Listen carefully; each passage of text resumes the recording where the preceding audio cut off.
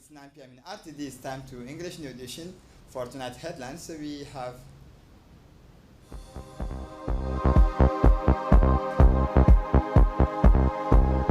Head of State consult with the commissioners in charge of vaccine introduction.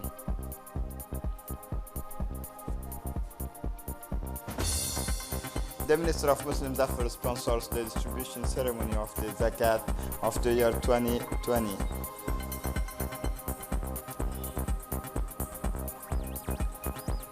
The Senate validates Biden's recovery plan. Welcome to our newsroom. The Head of State, His Excellency Ismail Omar Gelle, chaired a working meeting with the National Commission in charge of the introduction and the deployment of the COVID-19 vaccines in the late afternoon today. This commission, established by the presidential decree, is composed of doctors and national experts. During this meeting, the member of the commission presented to the Head of State the strategy for the deployment of the COVID-19 vaccine. The first batch of the AstraZeneca vaccine, considered effective and efficient by our experts, arrived in Djibouti yesterday thanks to the COVAX mechanism. A coalition is co-led by the World Health Organization, gave the Vaccine Alliance and the Coalitions for Epidemic Preparedness Innovations. The arrival of these vaccines marks a new phase in the response to COVID-19 in the Republic of Djibouti. The meeting was attended by the Minister of Health, Mohamed Wassam Diriye, the Secretary General of the Presidency, Mohamed Abdullahi Wais, the President of the Commissions, Dr. Ahmed Roble, and Dr. Abdullahi Ahmed Abdi, Advisor to the President of the Republic on Health. For his part, the President of the Commission, Dr. Ahmed Roble, said the strategies for the deployment of the COVID-19 vaccines, the first batch of the AstraZeneca vaccine is considered effective and efficient by our experts, arrived in Djibouti thanks to the COVAX mechanism. The joint delegations of legislature and the executive led by the President of the National Assembly, Mohamed Ali Ahmed, and the Minister of Budget, Abdul Karim Adan Chair, and composed of the member of the government, proceeded yesterday in Rwanda in the presence of the prefect of the region, the president of the regional council, parliamentarian, and administrative officials to continue the campaign of the tree planting. This event is part of the policy of proximity with the people initiated by the President of the Republic, His Excellency Ismail Omar Gelle. The seedlings were planted along the road on an event that saw the participation of the Prefect of Arta, Muhammad Sheikh Hassan, and the Prefect of Tujura Region, Hassan Dabale, the President of the Regional Council, Umar Hussein Umar, as well as the Director of the 2021 Presidential Campaign of the Tujura Region, Muhammad Barkha Siraj. It is worth noting the presence of the several members of the Parliament from the country's senior officials. As part of the activities of the Independent National Electoral Commission, the first meeting of the General Assembly of titular members of Constitution of Djibouti City and the Vice President of the regions was held this Sunday at the People's Palace. This first meeting was chaired by the Chairman of the Seni, Mr. Farah Abdullahi Waliye, and was attended by the member of Seni. In the aftermath, the chairman of the Seni reported on the activities carried out by the commissioners and the programs of future activities of commission. He leads such as a tower in the interior regions, training for delegates and supervisors, and reflection on the conduct of voting day.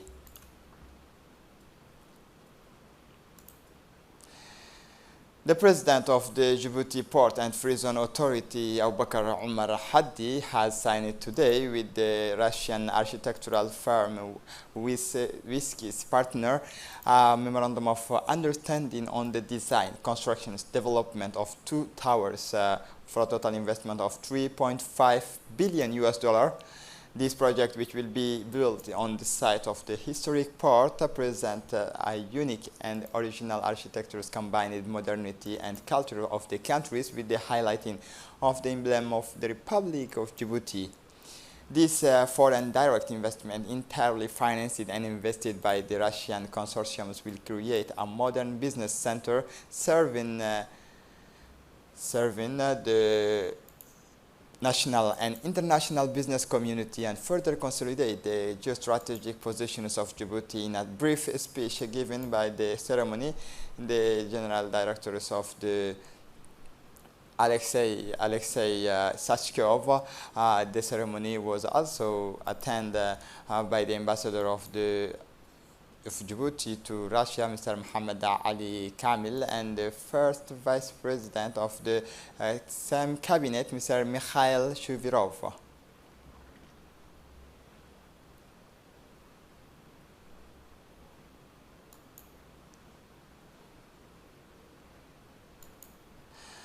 Under the high patronage of the Minister of Muslim Affairs, Cultures and Waqf Property, Mumin Hassan Barre, the foundations of Diwan Zakat organized this morning in the Great Hall of the People's Palace a ceremony dedicated to the distributions of Zakat collection for the year 2020.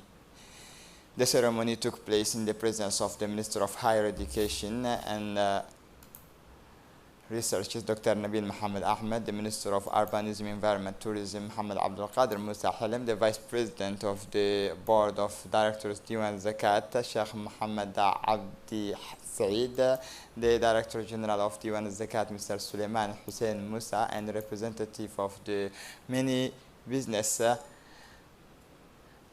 On this occasion, samples were distributed from the Zakat's revenue for the year 2020, which amounted to more than 119 million Djibouti francs, while the total numbers of beneficiaries from the city of Djibouti and the municipality of Palapala reached about 1,175 families.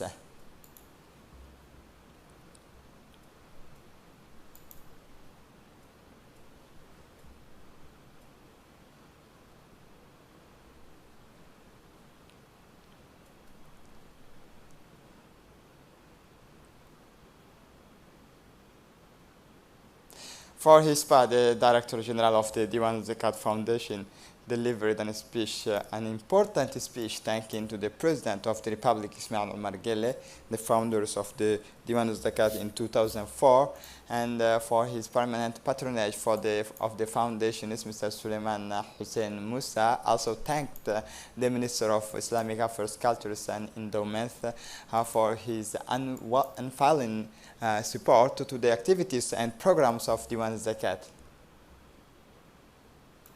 For his part, the Minister of Muslim Affairs, Culture and Waqf Property, Mumin Hassan Barre, stressed the importance of this effort made by the Diwan Zakat, praising at the same time those who have contributed to the sustainability of this institution, officially created by the head of state in 2004. He added, we meet today in these blessed days of the month of Rajab, which exhorts to virtues and promote the values of solidarity and brotherhood among Muslims. The Minister of Muslim Affairs took this opportunity to congratulate the payers of the Zakat and the supporters of this institution from its inception until today, asking Almighty God to perpetuate these gifts and this good and blessing on our countries under the leadership of His Excellency President Ismail Omar Guelleh.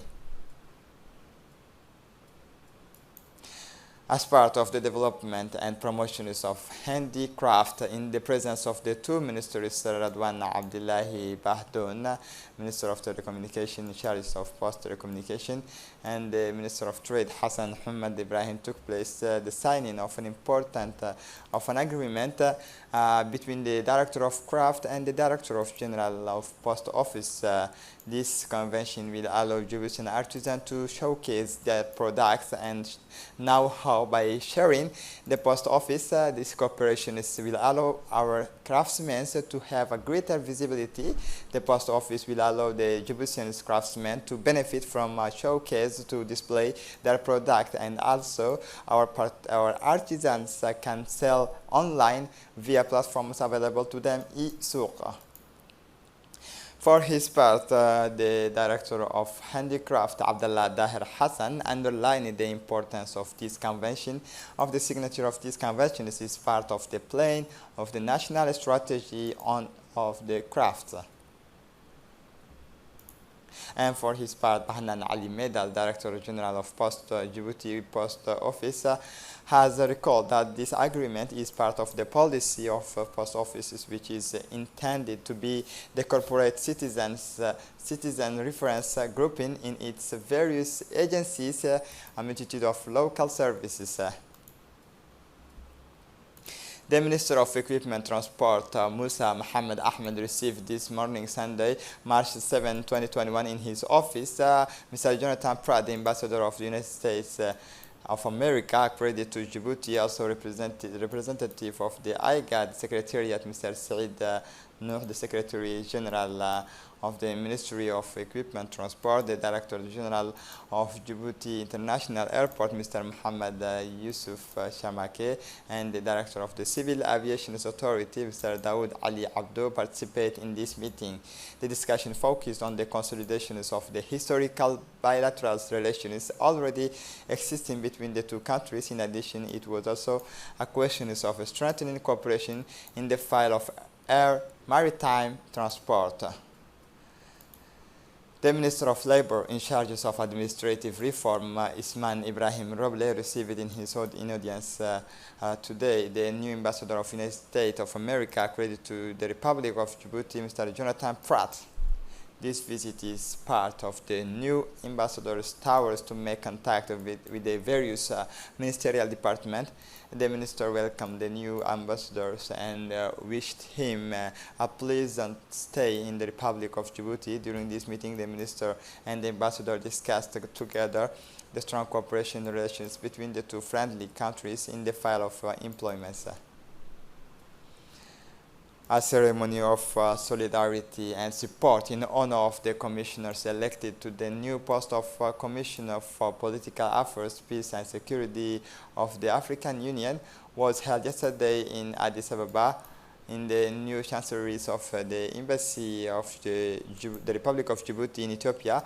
As part of the implementation of the institutional reforms, various bodies at the African head of state and governments of African unions, African countries, the ambassador of the Republic of Djibouti in Ethiopia, Mohammed Idris Farah, chaired in his capacity as Dir Generals and the Dean General of the Diplomatic Corps based in Ethiopia, a ceremony of solidarity and support for the commissioner elected to the newly created post of Commissioner for Political Affairs, Peace and Security of the African Union, who was previously the Nigerian ambassador to Ethiopia, Mr.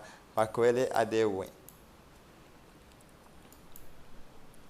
For his part, the ambassador of the Republic of Djibouti in Ethiopia, Mohammed Idris Farah, stressed the importance of supporting the new commissioners and members of the commissioners to carry out this mission.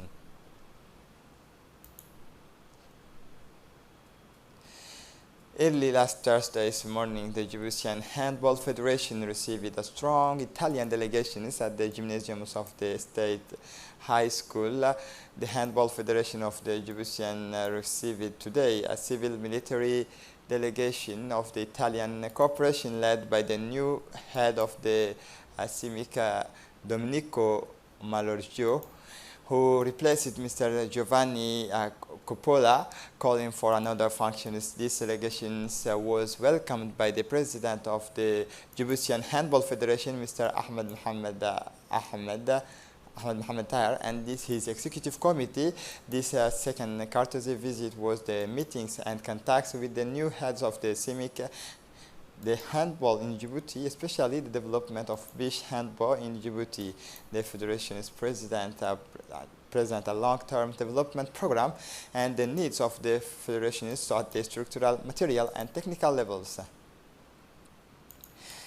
Under the auspices of the Secretary of State for Youth and Sports, the Djiboutian Federation of Swimming, the Regional Swimming League of Djibouti, organized this Friday, March 5, 2021, the first national days of the Championship of Djibouti at the national pool.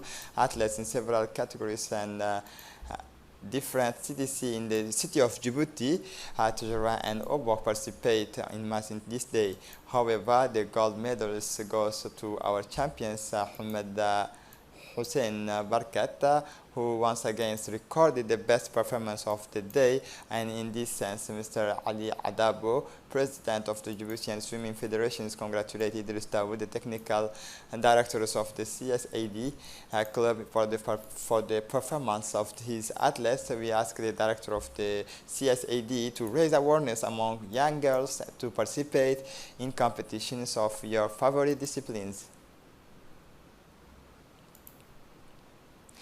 For the international scene, the U.S. Senate finally approved Joe Biden's 1.9 trillion plan to revive his country's and pandemic-stricken economy. After hours of debate and negotiations, Biden finally got his plan passed. The aid plan was passed by 14 votes to 49 in the Senate after hours and hours of negotiations, during which the text was amended several times. The most significant change was the measure introducing a minimum wage of 15 per hours. These measures had to be abandoned. It was predictable. The origin text also provided for an increase in unemployment benefits for the Democratic-faced positions from members of their own party, that in particular prolonged the negotiations on Saturdays late in the night.